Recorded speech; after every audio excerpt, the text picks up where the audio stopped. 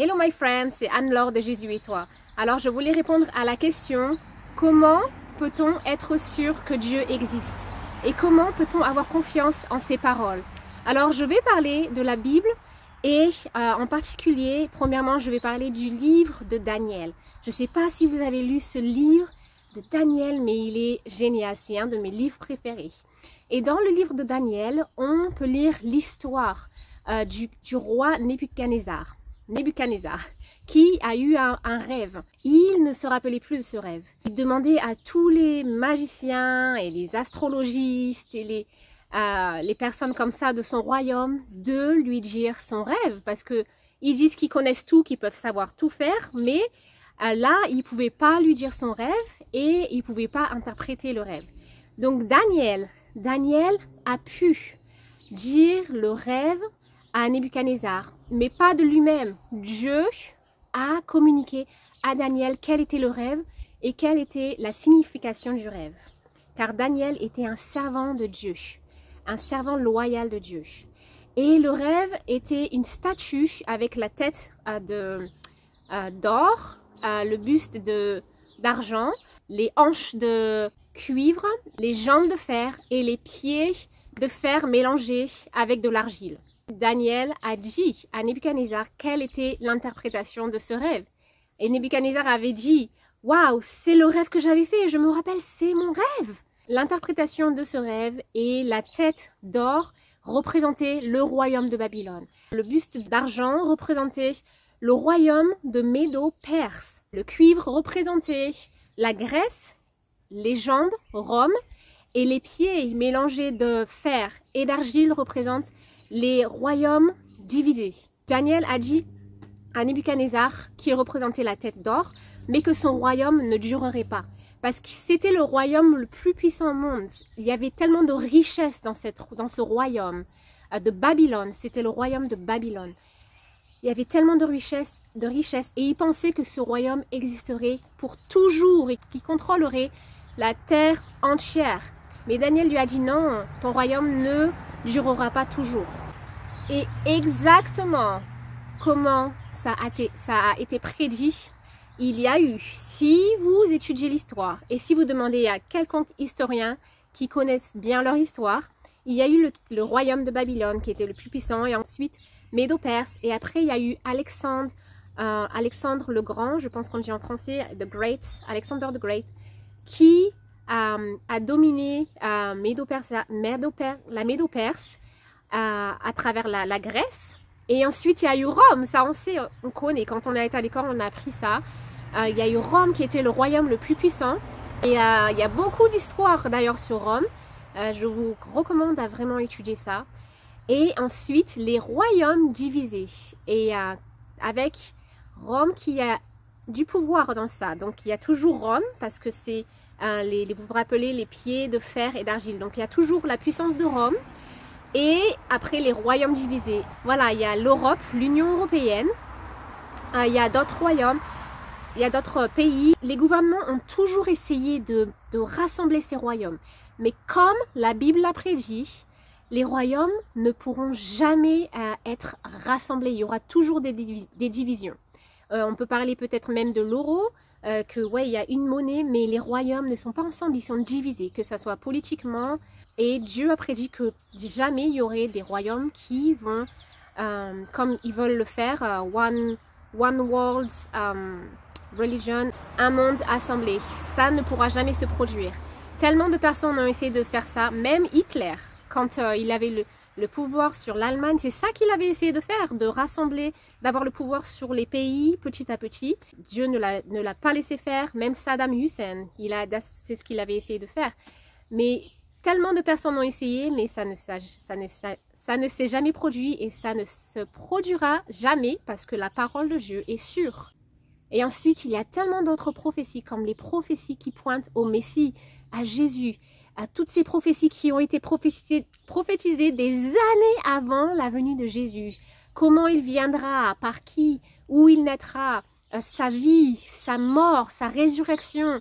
Toutes ces prophéties, il y en a des centaines qui sont tellement précises. Il y a même une prophétie sur les dates de quand Jésus mourra dans le livre de Daniel, qui est tellement précise, c'est tellement précis que personne ne peut dire que c'est pas vrai. Et beaucoup de personnes disent que Jésus était un personnage de fiction, mais il y a plus de preuves historiques que Jésus était un vrai homme qui était là, que de Jules César.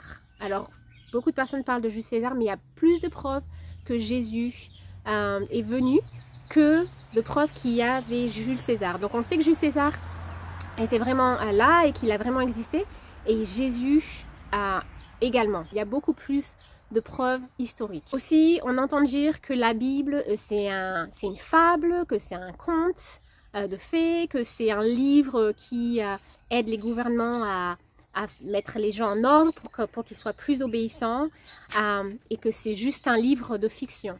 Mais ce n'est pas vrai. Quand je suis venue à la Bible, voilà, moi avant, je n'y croyais pas non plus parce que j'avais cet état d'esprit très scientifique. Il me fallait des preuves pour croire en quelque chose.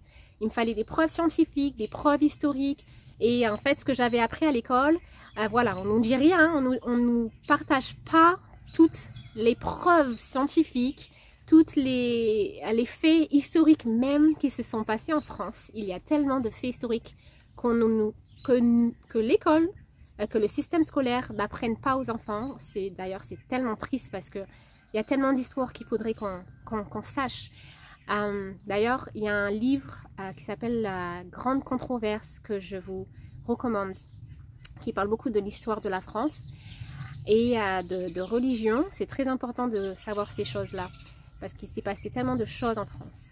Mais pour que je croie en quelque chose, il me fallait des faits. Et pour moi, la mère de mon mari, qui était pas mon mari avant cela, m'avait donné une Bible et j'ai commencé à la lire des semaines après qu'elle me l'avait donnée. Et pour faire court, si vous voulez en savoir plus, regardez ma vidéo précédente sur mon histoire, comment je suis venue à Jésus. Mais pour faire court, quand j'ai appris sur les prophéties bibliques et sur l'histoire, c'était incroyable. Et ça a changé ma façon de penser. Et j'ai étudié aussi des faits scientifiques. Même, il y a tellement de scientifiques et personne n'en parle. Il y a tellement de scientifiques qui étaient athéistes, mais qui ne pouvaient pas comprendre comment certaines choses ont été créées. Il y a des liens manquants. Ces scientifiques ont fait tellement de recherches. Et maintenant, ils croient en Dieu parce que c'est impossible qu'on soit là par accident. Il y a une création et derrière cette création, il y a un être intelligent, un créateur, un designer de beauté, de précision et de belles choses qu'on voit autour de nous dans la nature qui déclare son amour. Donc c'est un créateur d'amour intelligent et de beauté. Donc même beaucoup de scientifiques maintenant, ceux qui ne suivent pas aveuglement d'autres scientifiques, mais qui font des recherches pour eux-mêmes, deviennent chrétiens. C'est magnifique. Donc voilà, moi il me fallait des preuves. Et voilà, le livre de la Bible, c'est un livre puissant. Il a tellement de preuves scientifiques, historiques, même archéologiques. Certaines personnes peuvent dire « Oh, c'est des paroles qui ont été écrites par des hommes et c'est des choses qui ont été mises en place pour certains buts. » D'ailleurs, pour quel but? Parce que si on lit la Bible, c'est pas pour le but de l'argent, c'est pas pour le but du pouvoir. Parce que si on lit vraiment ce message qui est dans la Bible, du début à la fin, nous pointe vers Jésus. Et du début à la fin, il y a certaines choses qu'il faut bien comprendre parce qu'il y a des passages qui sont durs. Mais le message de ce livre, c'est l'amour.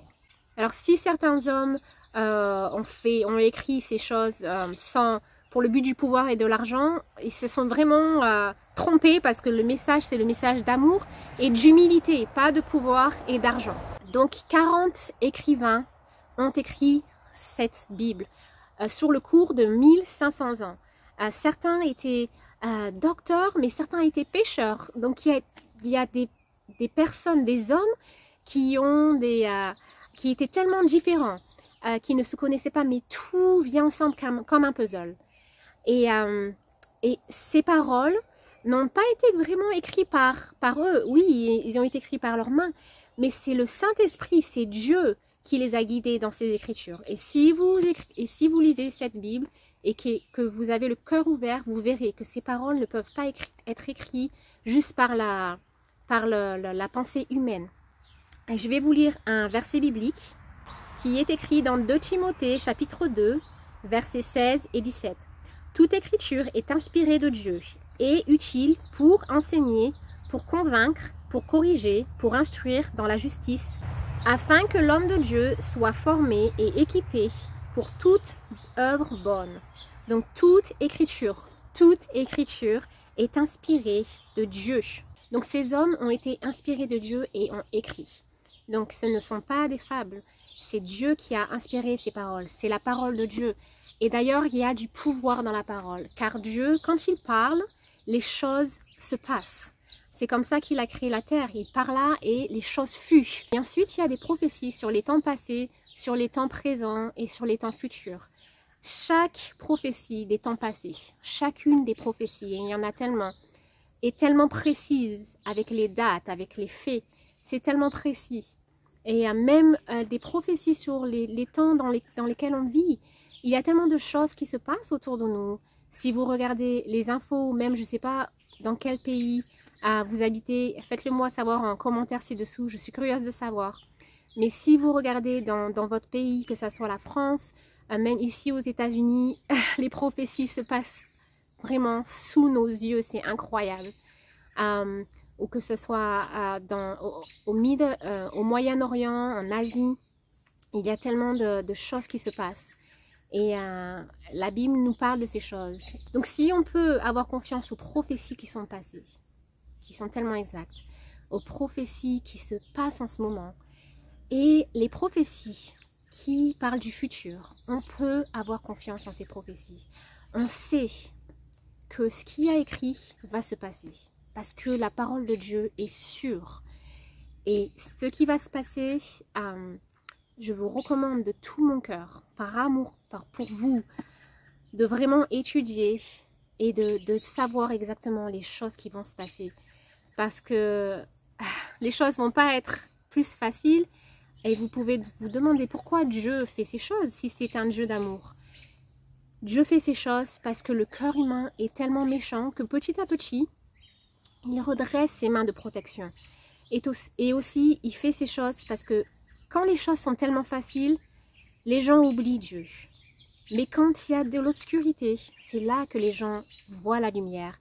Donc je sais qu'il y a des choses qui se passent à travers le monde qui sont tristes. Dans nos vies individuelles, il y a des choses qui se passent pour tous, même moi.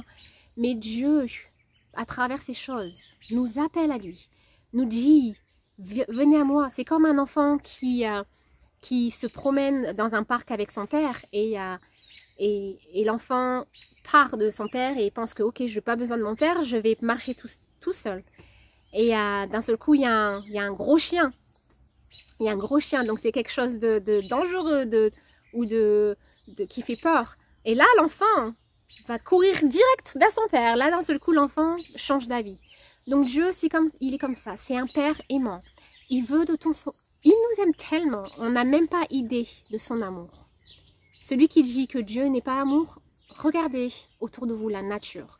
Regardez la complexité des choses qu'il a créées. Les oiseaux, les fleurs. Chaque fleur parle de son caractère d'amour. Chaque fleur est un message, une lettre d'amour à ses enfants. Dieu nous aime tellement. Donc, il veut qu'on vienne à lui.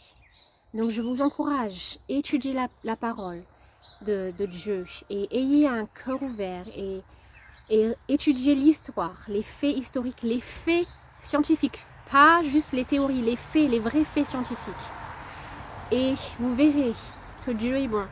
Il est écrit aussi dans la Bible, testez et voyez que Dieu est bon.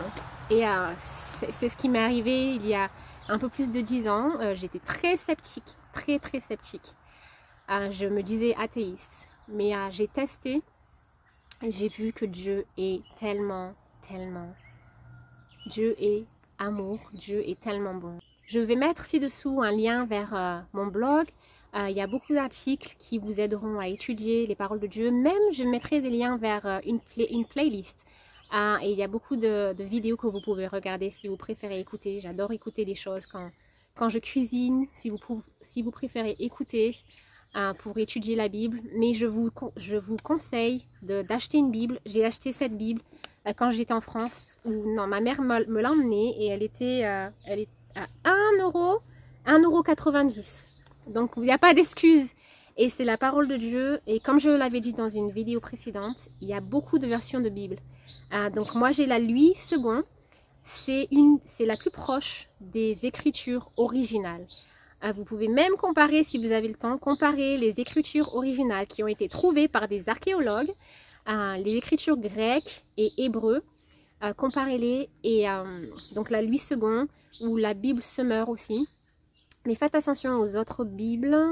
Il y a beaucoup de Bibles qui sont pas en accordance avec les écritures originales. Donc la Semeur ou la Louis II, je vous conseille d'avoir une Bible et priez avant de la lire. Priez car Dieu, le Saint-Esprit, va vous guider à comprendre. Il y a certaines choses qui ne sont pas faciles à comprendre et il continue à lire même si vous ne comprenez pas. En son temps, Dieu va vous dévoiler la signification de ces choses. Et aussi, je vous conseille de commencer par le Nouveau Testament.